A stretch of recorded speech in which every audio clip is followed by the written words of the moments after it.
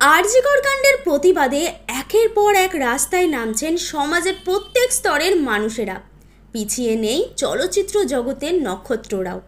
Technician studio এবং শ্যামবাজার থেকে খান্না পর্যন্ত তাদের পদযাত্রা ইতিমধ্যেই সাড়া ফেলেছে শহর কলকাতায়। আর সেই পদযাত্রায় অন্য সকলের সাথে উপস্থিত ছিলেন আমাদের সৌমিত্রিষা কুণ্ডু।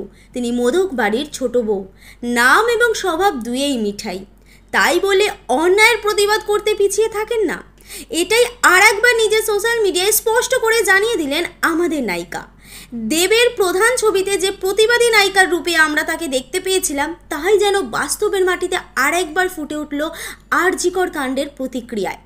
নিজেদের দাবি এবং পদযাত্রার ঘোষণা করে সোশ্যাল মিডিয়ায় খোলা পোস্ট দিয়েছিলেন সৌমিত্রিষা।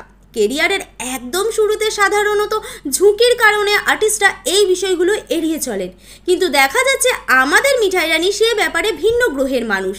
নিজের কাছে যেটা ঠিক বলে মনে হয়েছে তার জন্য যেমন লড়তে পারেন, সেরকম ভুলটাকে সরাসরি ভুল বলার ক্ষমতাও রাখেন। একটা অংশের মানুষ তার থেকে সমর্থন তুলে নিতে পারেন, সেই ভয়ে পিছিয়ে আসেন না। যাদের স্বার্থে ঘা লাগলো তারা বিরূপ হলেও একটা বড় অংশের মানুষের কাছে এবার থেকে শুধু ভালোবাসা নয়, শ্রদ্ধার আসনও পাকা হয়ে গেল সৌমিত্রিষার।